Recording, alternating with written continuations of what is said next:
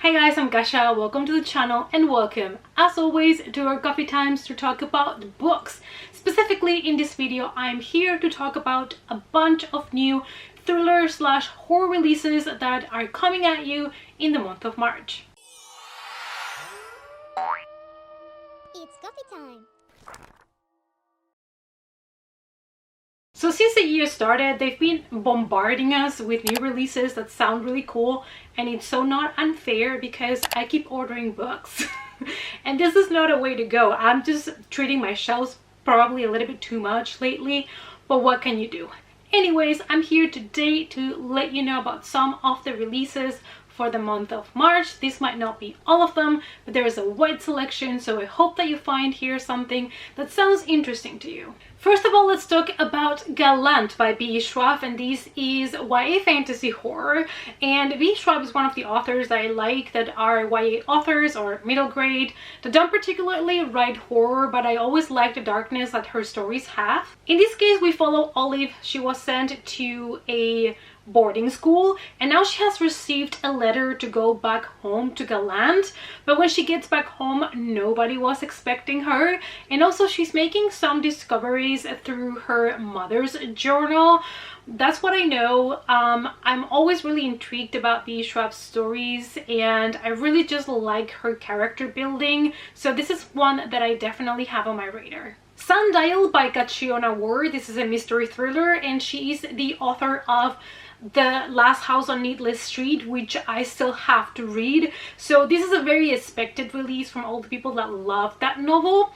And this one, the tagline says, "You can't escape what's in your blood." Our main character is a woman that has everything she always wanted in life. You know, a husband, kids, a nice place to live in.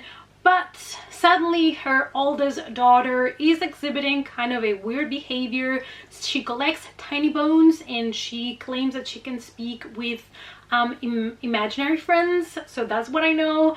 I'm really excited. I don't want to know too much about this one in case it's also kind of a surprise kind of book like The House on Needless Street that I also don't know anything about. But if you guys loved her other novel, then there's already something new coming out for you. The Book of Living Secrets by Ruse, and this is a YA fantasy, a little bit of horror. I did read the Asylum trilogy by her. I really enjoyed the first one, but then they started to get a little bit too dragging for me, so I still am willing to give her another chance. I like the plot of this one because we have two girls that have transported themselves to their favorite book. So imagine what you would do if somebody would give you the opportunity to choose any book you wanted and be transported into that book. However, of course, things are not going to be easy for them. When they enter that world of the book that they chose, they realize there's a lot of horrors and darkness in there. So yeah, I'm hoping that's where the spookiness is coming from. And I love books about portals and going to other dimensions and kind of like books about books. So this is one that, you know, I'm willing to give a try even though I didn't absolutely love the other things that I have read by the author. Freaks by Brett Riley. I think this is going to be #1 in a series, and this is YA horror. It follows a couple of friends that are being bullied at school, and one day they open a portal to another dimension, letting monsters into their world. And now the civilization is being hunted by these monsters. And these friends, I think there are 4 friends, after they open the portal, they realize that they have special powers and they are the only ones now that can save their bullies, the people that were making their lives, you know, a living hell. So it's an interesting concept to combine that, you know, bullies at school and how now the freaks that they used to call, the people they called freaks and used to bully, are the only ones that can save everybody from extinction. The Dollar Rate by Missouri Williams, I hope that pronunciation was correct. I struggle with that one, but that is a debut horror novel. This one sounds extremely disturbing, but at the same time really interesting to me. It's supposed to be really macabre, and it is kind of a dystopian world in which civilization has been completely wiped out except somebody called the matriarch, and it's members of the same family that are committing incest.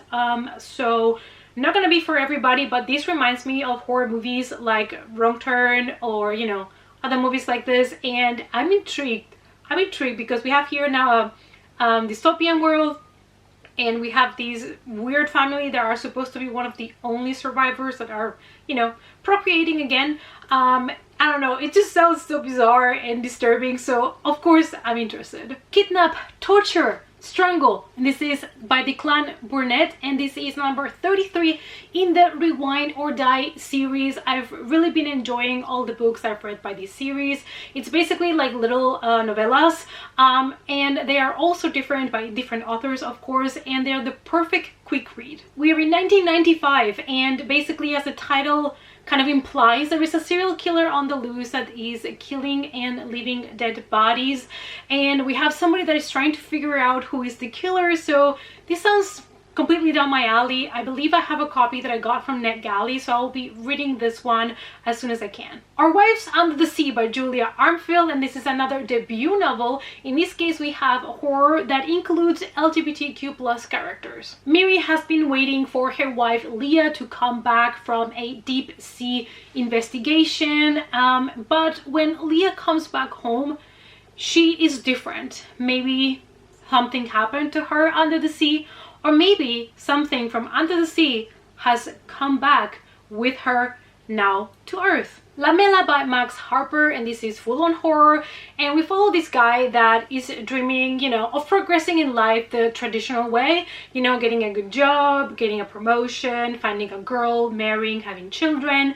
And then one day something completely changes in his life, and he meets a girlfriend of his and a child that he doesn't recognize, and this child has inhuman features, kind of creature features, something like that. It's supposed to be, I guess, a bizarre story. That's what I get from the synopsis, and the cover is absolutely stunning. So this is going to be maybe interesting for people that are looking for a little bit more weird horror. Escaping the Body by Chloe N. Clark, and this is horror poetry.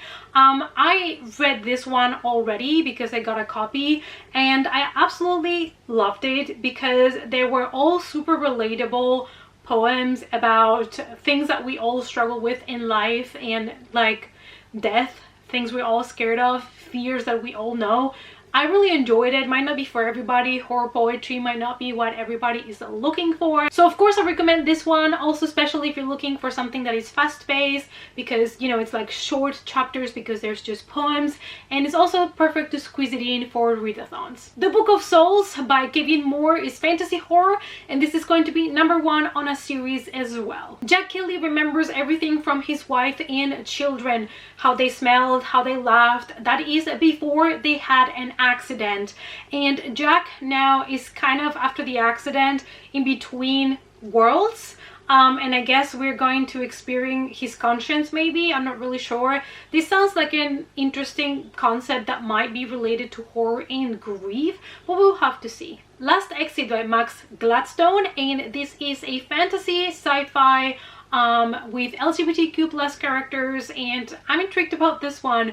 I don't read too many fantasy combined with sci-fi, so that already is interesting. We follow a group of characters that each of them have their own ability that they can use for missions, and in one of those missions, sadly, one of them, Sal, disappears, and they consider her dead, and they divide as a group, and then years later they kind of reconnect after they have a vision or some sort of feeling that Sal is actually alive, and they can get back together to rescue her. Daughter by Kate McLaughlin, and this is a YA mystery thriller. I'm really excited about this one. It follows Scarlett, and she has kind of a normal life, you know, for a teenager. Her mom is overprotective, and her life seems super normal. You know, she has some friends, and that is until basically her whole life crumbles to pieces when the FBI knock at her door to inform them that her dad has been arrested because they believe that he is an infamous serial killer, and that is where her life changes. I'm super interested about this one because I don't think I have ever read any YA books where basically the FBI knock at your door and be like, hey, your dad is a serial killer, just for you to know. In case you didn't. I don't know, I think the concept is interesting, so I'm really excited about this one. Face the Night by Alan Lastuvka, and this is a horror book in which we follow a woman whose whose job is to draw faces when somebody has to describe a subject. She makes the picture And everything changes in her life when she starts to always draw the same face over and over again. It's kind of like a little bit of a decomposed face, and she cannot get rid of it. She cannot just stop doing that. That's the only thing that she can draw, and she's kind of stuck. And then she starts getting nightmares about that as well. So what's going on? Why is she seeing this face, this, you know, kind of rotting down face? What's happening? What's the only thing that she can draw? It's a really interesting kind of synopsis that actually really makes me want to pick up the book, because I really want to know why and what's happening. So it's already really intriguing to me. The Classmate by Will McIntosh, and this is a spooky middle grade in which we have Benjamin. He's 13 years old and he is sent to a really weird boarding school, because of course, and there he's going to realize that there is some creatures that look really weird that are in this boarding school, and he doesn't even know where they come from. So of course, with his new friends, they start investigating about the school and what the plans are, you know, from this school and the evil agenda that they have. I am Margaret Moore by Hannah Capin, and this is a YA mystery thriller. This follows a bunch of girls that every summer are super happy to return to this school.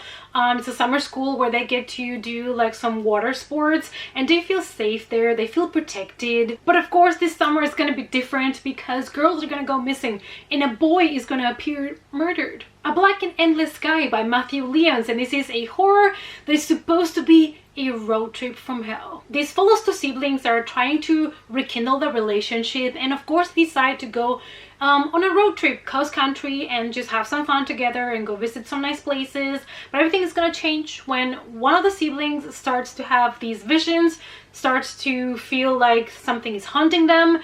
So that's what I know, but you know, I love siblings on a road trip. Interesting enough to me to pick up. Ruse by Hope Madden. This is a horror book that I'm really excited about, because we are in Ohio in 1988, which I'm already here for it. It's 80s, and we follow a set of twins that are considered in the town a miracle, an Easter miracle, and they are about to turn 18, and the town is really afraid, because every time the twins have a birthday on Easter Sunday, horrific things are supposed to be happening. If that's the case, that their birthday falls in Easter Sunday. Is it only a superstition? Do the twins really have anything to do with these accidents that happened on that day? We'll have to figure out. The World Below by David Peake, and this is going to be perfect for people that love a good Midwest Gothic story. Honestly, that is all I know about this book. Is really intriguing, because I tried to look for a synopsis, but on the back of the cover of the book, as well as on Goodreads, the only thing that you get for the synopsis is actually the blurbs from other authors, and I'm like, what's happening? What is this?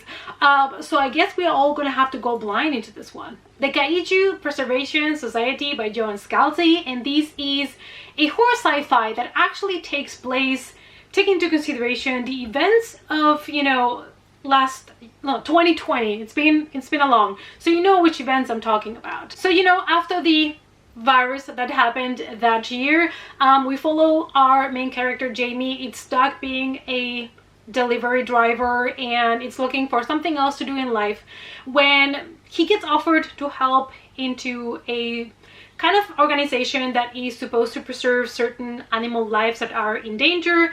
What he doesn't know is he's going to be taken to another dimension, to another reality, where there are certain animals called Kaiju, and those are the ones that they are trying to save. So it is cool that basically we have people that are trying to preserve animal life in a another dimension.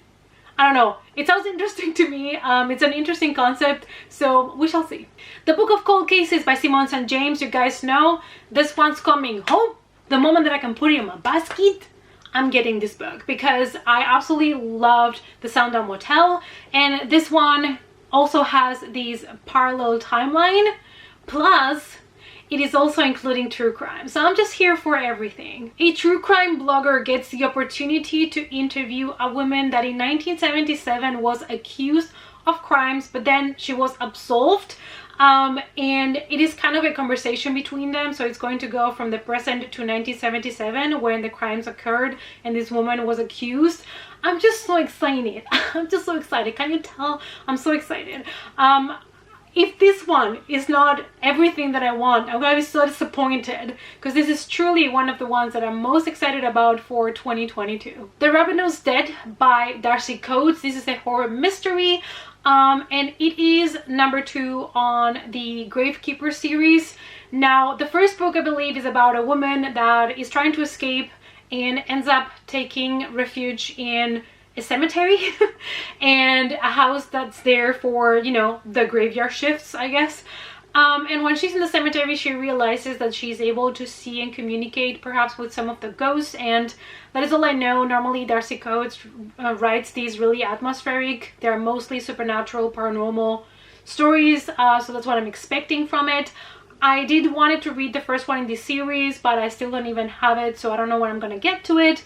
But if you read the first one and really loved it, at least you can be now excited to get the sequel. Palimpsest by Caitlin Marceau, and this is a compilation of short horror stories. These are contemporary horror stories by a Canadian author, that's all I can tell you, and there's going to be a mix of different themes here, so it's going to be something for everybody. The Bone Orchard by Sarah E. Muller, and this is a gothic adult horror fantasy. We follow Charm, who is a witch, and she has been confined to this place called the Orchard, and she's kind of being kept a prisoner there. Now, she's also a whore and a madam, and one day she makes a deal with the Emperor, and she's going to help him find out which of his sons is trying to kill him. What We Harvest by Anne Freystadt. It is a debut YA horror fantasy. This is supposed to be for people that really enjoyed Wilder Girls, which I did, so I am definitely interested. Ren is really happy where she lives, and the town seems to be prosper, but one day there is some sort of virus that is spreading. First it goes through the crops, and then the animals get infected, and then at some point it gets to the humans. So Ren is one of the only ones that are left that it is about to be, you know, getting this virus, and she is responsible together with a couple of other people to figure out how to stop this. The Shadow Glass by John Winning. It is horror fantasy with LGBTQ plus characters, and I'm really excited about this one because it's all about the 80s, that period of time that I love so much. Jack decides to return to his childhood home after his father passes away, and when he gets back home he discovers that in the house there are the puppets that were on his father's film that never really made it, called the Shadow Glass, and what he realizes are that these puppets are alive and they need his help. I'm really excited about this one because I believe that it has a lot of references from 80s pop culture, movies, things like that. So I'm just all here for it, and it's going to be a nice change from just pure on horror to have also some fantasy added to it. Dark Stars, New Tales of Darkest Horror, and this is another short horror story compilation. It is created as an homage to the 80s horror compilation Dark Forces, and it includes an introduction by George Mallerman and a final chapter by your one and only Ramsey Campbell. We Are the Ones Possessed by Adrián Ernesto Cepeda, and this is again another short horror story compilations, in this case all by the same author. You're gonna have here poison, murders, femme fatales. It's all gonna include a wide variety of stories. I've never read anything by the author, but I'm excited. Yeah, I need more short horror story compilations sometimes to have at hand, because especially lately I haven't had much time to read, and these ones really do help to complete a lot more books by the end of the year. Below by Laurel Hightower, and in this horror book you're going to be asked this question: how far will you go to help a stranger?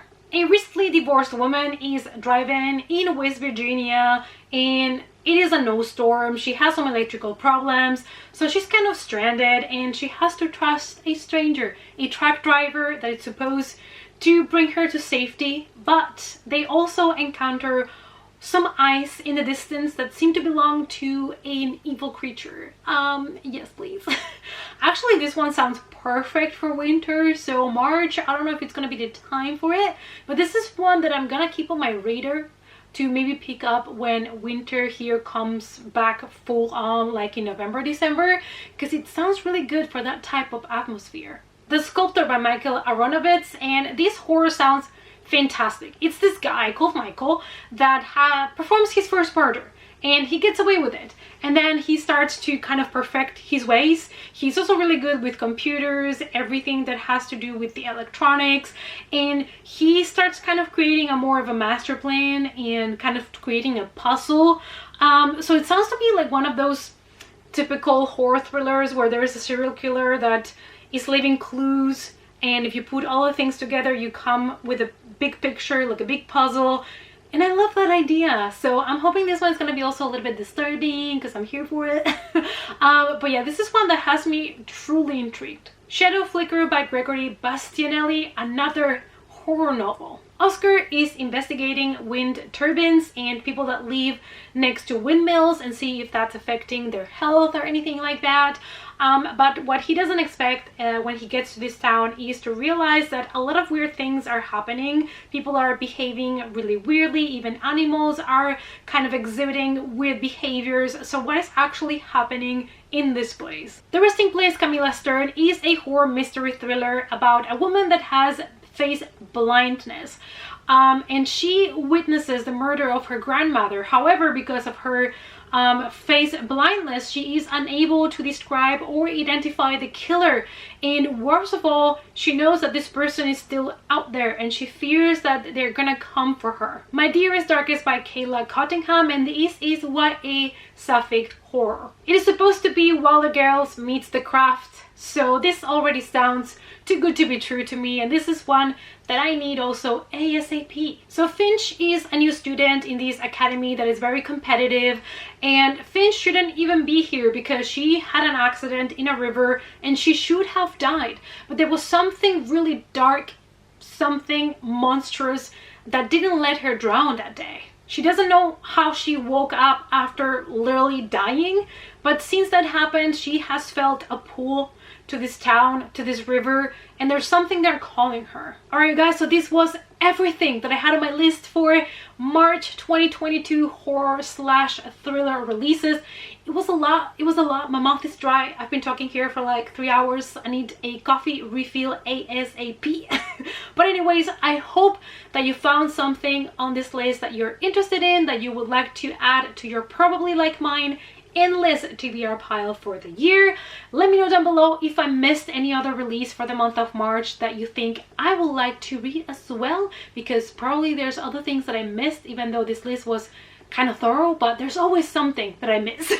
Anyways, you guys, thank you so much for watching. As always, thank you for all the support, and I hope to see you all, as always, in our next coffee time. Bye!